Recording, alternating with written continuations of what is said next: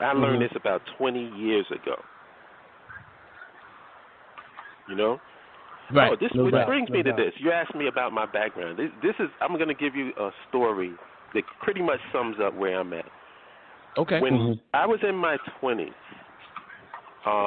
me, my cousin, Mac, you know Mac 611. Yes, I do.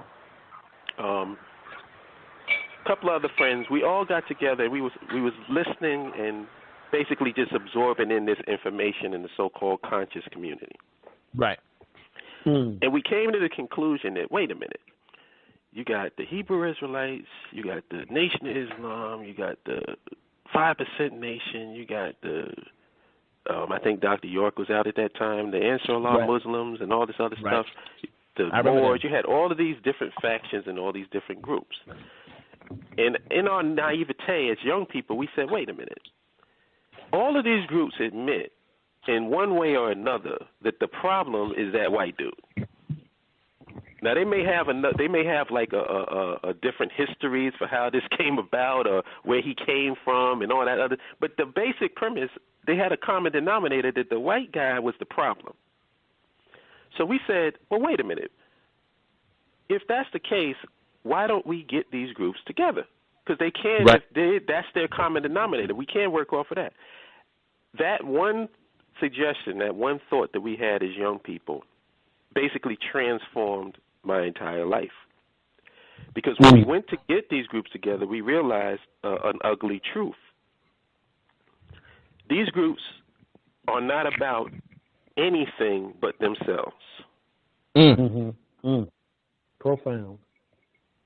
And it really was an impactful lesson to us because we came in with this naive notion that people are actually trying to empower our people. Right. When in actuality, what they are is basically, I mean, to put it in layman's terms, they're like drug dealers. They have their block in the community, and you don't mess on my block, I won't mess on your block, and we'll carve this thing up, and we can all get paid. Right. The concept of them getting together to actually solve anything, they never intended to do that. And that was a real painful lesson and a painful admission for us to deal with, but it was so necessary for us to take it to the next level, which was nationhood. Right. Absolutely. You know? And nationhood is the solution. Absolutely. And it's funny you say that, Brother Hollow, because I'm going to tell you something. I actually grew up, brother, I grew up as an Israelite. I grew up as that, and then I actually became a guide body, 5%. Right. And, you know, there were certain tenets that both were strong on, but, you know, even when I was growing up as an Israelite, nobody was talking about infrastructure, economics, and things of that nature. Nobody would touch those topics. Okay. Right. So there was something lacking there for me, even way back then as a youth. You know, I knew there had to be more to this struggle than just, you know, talking about this, that, and the third, and then of course having these, you know, with the 5% and the God bodies, having these ciphers that would last for hours on end with no, you know, ad infinitum into that. You know, we'd be building to 1 o'clock, 2 o'clock in the morning, and come away the same way we got there. You know what I'm saying? So, you know, again, the important tenets were never mentioned. You know, so this is why something like this is definitely important. We need to get people who's used to putting principles above personality, and that's a big problem in our community right now. Like recently, everybody's talking about Umar Johnson and SETI and their beef. And SETI going at it, right? Yeah. And I said this in a video of mine. I said, everybody seems to be concentrating on personalities and who's real and who's not real. And I asked the question. I said, let's say, I'll use Umar Johnson as an example. Let's say that Umar Johnson is real. We've come to the conclusion that he's real. So what? So what? Let's say we come to the conclusion that he's not real. So what? Right. How is his realness relevant to us as what we have to do as a collective and a people? See, we get caught up in these individuals thinking that they're bigger than they actually are. In the grand scheme of things, when it comes to nationhood, which is very broad, very ambitious, and something that all of us are a part of, what one individual does is really irrelevant to it. You know, it's entertainment. You know, people, like I saw people watching the video of Umar Johnson going off, and all of the hypocrites in the comment section say, "Oh, this is a shame. You brothers should be working together." Yet the video has over 170,000 views. So obviously he's doing that. Drama is something that people are attracted to. Right. Because I don't have a video on my channel that has 170,000 views. Right. No, I hear you. And it's all solution-oriented material. You go through my stuff, you're going to see something that's relevant. It's not going to be based on rumors. It's not going to be based on beefs and drama. It's going to be based on hard data and solution-oriented material. People don't want that. Right. That's another ugly truth and a pink elephant in the room. You know, these same people talking about how, oh, it's such a shame these brothers fight with each other. They love that shit. When they get an idea that the grassroots is tired and they want to have the nation of their own and they want to have something that they can control, that's when the leadership, because it's not going to happen from the established leadership. Let me make that clear. People that's in power right now, the people that are talking heads, the people that basically make money off of the situation that we're in, you're not going to get any Nation Talk solutions from them. It's just not going to happen because it's not in their vested interest to do it. But let's say us at the BAIO, I'm a working person. I don't make my money off of black people. Right. Yeah. You know, most of the people that I know, we're working people. I have people that are electricians, people that are businessmen, people that are, 9-to-5 workers, or either they have their own business and stuff like that. We're not going to the masses and tell them, yo, give me your money, and if you give me your money, then we can do this and that. We're not doing that. Yeah. What we're saying is, if we, people who are basically successful in this country, are saying we want a nation, then shouldn't somebody who's at the butt end of this, at the bottom of this society, be even more amped up about nationhood? Shouldn't you want something that you can benefit from? Right. So ultimately, like the solution, sister, is we have to get something of our own. We can try to do whatever we can within this, but our kids want tangible and concrete results. Talking don't mean shit to them. Right. When you can produce something that they can see, touch, and feel, then they will listen to us. Absolutely. I'm going to head and take it. But I'm sorry, go ahead. Let me say this, because I'm sorry, because I work directly. So when you're saying that to me, you're saying they want something tangible. To be realistic, my children may not get something tangible in my lifetime. So in that time, my children are now making children because now I'm a grandmother, and they're growing older. So how am I making gains? I can't, what I'm getting from, I can't ignore the children. I can't ignore these young adults because I'm trying to focus so much on having something tangible. They still need to have something. They need to still have that want before something tangible. I don't have anything tangible, but I have that want. So that's what I'm saying. We still need to plant that seed before we get something tangible, because something tangible might be after I'm dead and gone 80 years from now. It's going to take a lot to have something tangible. So in the meantime, I need something that's going to hold their psyche, that's going to hold their attention, to not only hold their attention, so then my son plants it in his daughter, who is 8 months old now, so that it is natural to her. By the time she comes, the shit that I see now is unnatural to her. The same way when I look at what's going on with these kids now, it is unnatural to me because I didn't grow up seeing what I see now. So that's more of my concern. I need to get these kids' attention now, too. I can't just say, well, I got to wait to get something tangible. It's got to be something else where we can plant some type of hope in these children, because I see a lot of hopeless children. I work for the state of Georgia. I'm here in Atlanta. I'm a social worker, so I see it. And so I just want to know, how do we garner some hope? Because the hope is what's going to make them say, okay, you know what, let me bring this person in. Word of mouth is a mug. And it can go bad, it can go left, or it can go right. So if you have a child that's saying something and exposing their peers to something different, and it doesn't look like it's just hopeless, it's bullshit, then maybe we're going to bring some over, and it may not be something tangible. Let me say this. Basically, we're saying the same thing, if you don't realize it, because if you want your children to have hope, then you have to surround them with people who have hope. Mm-hmm. That's the solution. It's what you're saying is, it's not that you're waiting for anything tangible. What it is that you're giving your children a vision. The main reason why we don't, quote unquote, get together is because we don't understand what nationhood and infrastructure actually is. Best example I can give of an infrastructure is America. Now, people can say what they want to about America, but let's say you have an apartment building, right?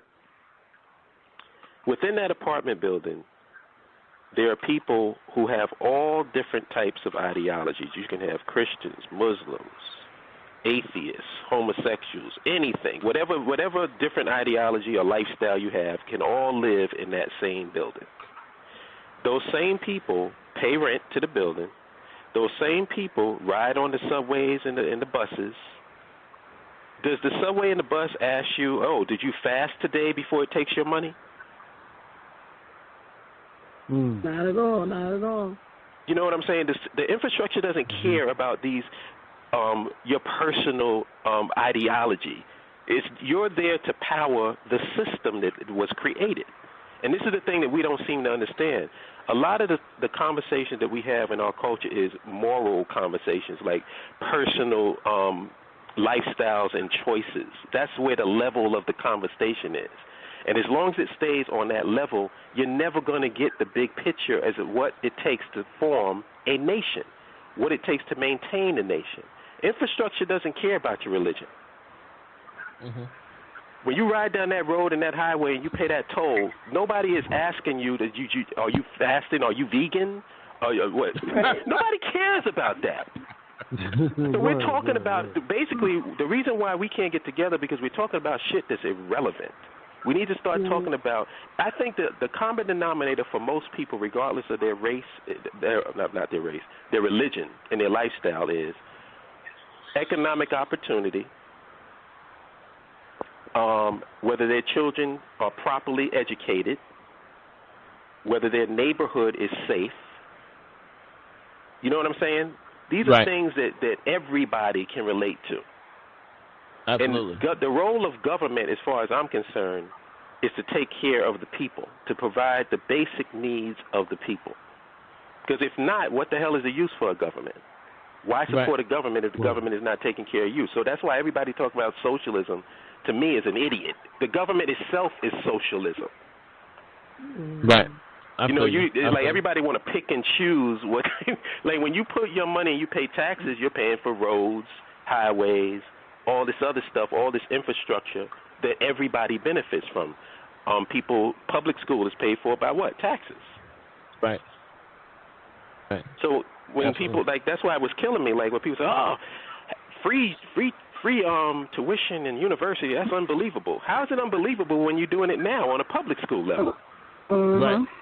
Absolutely. You know, the only problem is that in this country they're more concerned about warfare. That's where their money is going. Trillions is going into overseas rather than in their own country. Right. Absolutely. So basically, that's the problem. That's the reason why we can't get together, is because, first of all, we're not thinking big picture. We don't have people in leadership positions that's talking like me. And the crazy part about it is, why am I, some dude from Brooklyn, who grew up in the projects, talking this stuff, and the people that are much more educated than me is mute? Right. Right. How can I come up with this stuff in my spare time while I'm trying to provide food, clothing, and shelter for myself? I can come to these conclusions, and the people that were paid or the people that actually represent us don't have these same talking points in their mouth? Right. But fear. brother, fear. Absolutely. I think it's fear. Brother, I don't even want to interrupt you. I want to say this.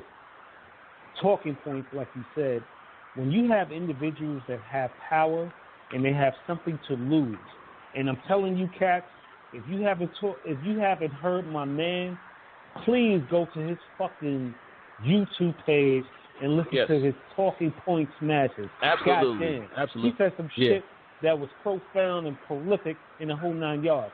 The bottom line is, and bro, you said it yourself in the talking points way back in 2014. If you're a person that has nothing to lose, you don't give a shit about what people have to say today. Bottom fucking line. At the end of the day, the sad reality of it is, in black people, it's about what can you do for me today, and if you can't do some shit for me today, I'm not rocking with you. If I can't, have a return on what you're talking about in this investment today, I don't fuck with you. That's the problem. Right. Yeah, I know exactly what you was talking about too, because like in that video, I was saying you have people in our community right now who got like organizations, and they telling you, oh man, it's going to be 100 years, 200 years before we get together. I said, so what am I doing in your freaking organization? I'll be dead by then. Right, exactly. Exactly. I got to jump in. And you want me to give you money? Come on, man. I'm not necessarily familiar with your whole concept of nationhood, so I'm trying to understand where you're coming from. Mm-hmm. Some of the examples that you have spoke on have been talked about how people in the Jewish community all support one another and are, I would say, on a common mission. And that can be compared to a lot of other communities. You can look at the Koreans, you can look at the Chinese, where, people talk about how in our community, in the African American community in America, that's not the same. I want you to just speak upon some of those topics, because I don't think that we are necessarily a monolith like some of those other communities are. Like, we're not all one thing. Well, the perfect example I can give you is the BAIO, because actually what Minister DeWoo kind of touched on it. He's from the Nation of Islam. We have people that's Christians. We have people that are atheists, don't believe in any of this. You know what I'm saying? It's like, but yet we all have a common denominator. We want nationhood for black people. So the monolithic, I don't think, I had made a video about this, about the statement that black people are not monolithic. Black people don't have to be monolithic. Like that talking point is in one of my talking point smashes, is that look at America. Is America monolithic? America is probably the most stable nation in the world right now, so stable that other countries want to put their money in America. Because I don't think anybody's going to form a coup and run up in the White House and take it over. That doesn't happen. Like in other countries, you can have a military come and take over the government. That doesn't happen in America. Turkey tried that a few months ago. So, and look at, you got right wing, left wing, all these different ideologies, but for some strange reason, the system is stable. And the reason why is because the organizers or the founders of this system understood what nationhood meant, understood what infrastructure meant. And there's a little book, I had referred to this on a previous show. If you ever get a chance, there's a book called The Art of Systems Thinking. If you can look it up on Amazon, The Art of Systems Thinking. And I'm going to summarize what the book is about. The purpose of a system is to maintain itself. That's it. So when you have a police system, the police system is not to solve crime. It's to maintain a police system. When you have a health system, it's not to make people feel better. It's to maintain a health system. When you create a system, the system is self-perpetuated. Right. That's the concept people got to get through their noggin. So a lot of the things that we concentrate on, the system could care less about. Right.